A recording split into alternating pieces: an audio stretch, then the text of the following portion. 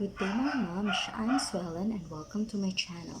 If you are new here, huwag na po kayong mahiya, i-click ang subscribe button, hit like and click the notification bell for updates. Today po is i-share ko sa inyo ang aking cloth diapeering journey.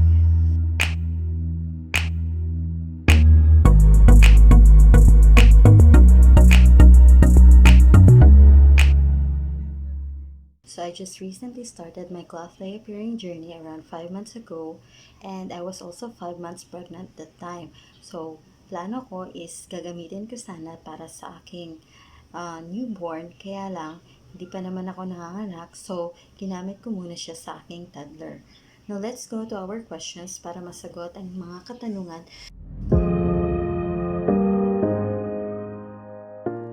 Ang main reason ko po for using cloth diapers is syempre ang makatipid sa cost.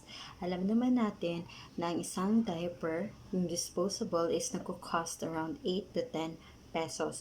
So let's say 10 pieces of diaper ang nagagamit natin sa isang araw. So 10 pesos times 10 pieces of disposable diapers, that would be 100 pesos. So sa 7 days in 1 week, 100 times 7, that's 700.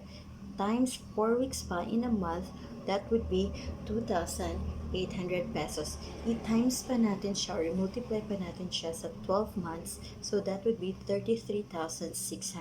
So kung iisipin natin, malaking matitipid natin pag gumamit tayo ng cloth diaper dahil nga hindi tayo bili ng bili.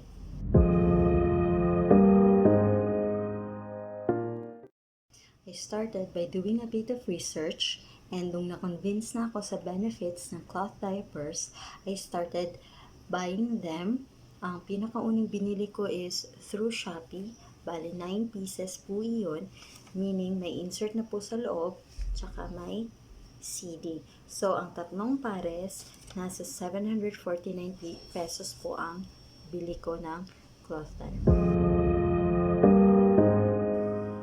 Bibili po tayo ng cloth diapers, meron pong iba't ibang klase ng materials para sa CDs at para sa inserts. So sa inserts po, meron po tayong tatlong klase. So ito po yung hemp. Ayan po. Ito naman po yung bamboo charcoal. At ito naman po yung microfiber.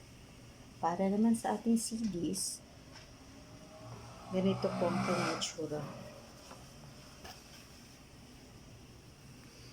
So, ito is suede sa labas, suede din sa loob. Pero kahit na suede siya sa labas, hindi po siya nag-leak. Ito naman, kung makikita nyo is polyester. Polyester siya sa labas, sa loob is suede. Depende po kasi ito sa age ng ating baby at kung gaano siya kadalas or gaano karami ang kanyang wiwi or ang kanyang poop. So, for example, newborn po ang ating baby, ang the best po, or I think magandang gamitin is ang microfiber. Bakit po? Kasi po ang newborn is madalas po siyang mag-poop, madalas din pong magwiwi. Kaya, mas best pong gamitin ang microfiber kasi mas madali siyang mag-absorb at madaling matuyo. Kasi palit nga tayo ng palit. So, laba tayo ng laba. Kaya, para may pampalit tayo agad, ito ang gagamitin natin kasi nga madali siyang matuyo.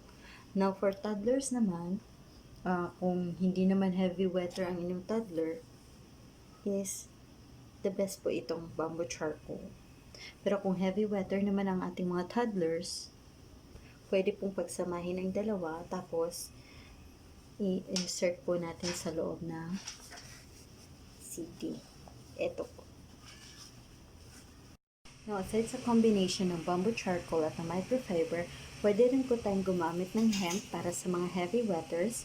Tapos, pwede natin silang pagsabayin or di kaya yung microfiber at saka hemp. Para ito against sa mga heavy wetters para matagal po natin siya magamit at hindi po siya mag-leak agad. Naglalaba naman tayo ng ating cloth diapers, make sure po pagkatapos gamitin is ibabad muna natin sa malamig na tubig for let's say mga 5 to 10 minutes or di kaya overnight, saka natin i-hand wash or di kaya washing machine na malamig din ang tubig na gamit. Make sure po na umiwas po tayo sa paggamit ng mga fabric conditioner o kaya matatapang na detergent o di kaya mga bleach dahil nasisira po ang quality o nababawasan ang quality ng ating mga inserts at naapektuhan ang kanyang absorbency. On average po, nasa 3 to 5 hours po natin pwedeng gamitin ang ating cloth diaper. Depende na po kung gaano kadalas or gaano karami mag-baby or mag-poop si baby.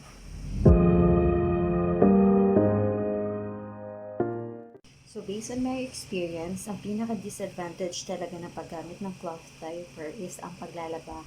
Kasi nga, since reusable naman siya, kailangan pagkatapos gamitin is lalabhan mo agad, especially ngayong maulan, para po may pampalit agad tayo. Kung hindi naman ganun karami ang stash natin ng cloth diapers, is need talaga nating matuyo agad yung mga lalabhan nating cloth diapers. Kaya, as much as possible, lalabhan agad natin para matuyo at may gagamitin tayo ulit para kay baby.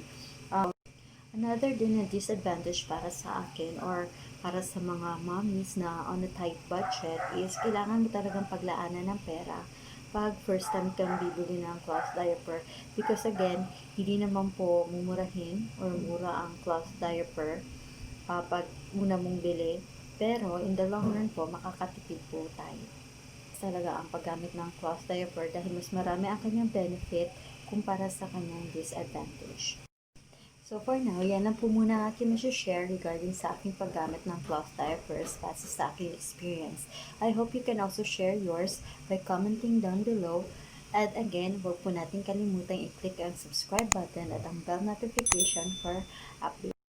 Salamat po sa panonood ng aking video at sana po manood kayo ulit sa iba pa mga video. Thank you and God bless.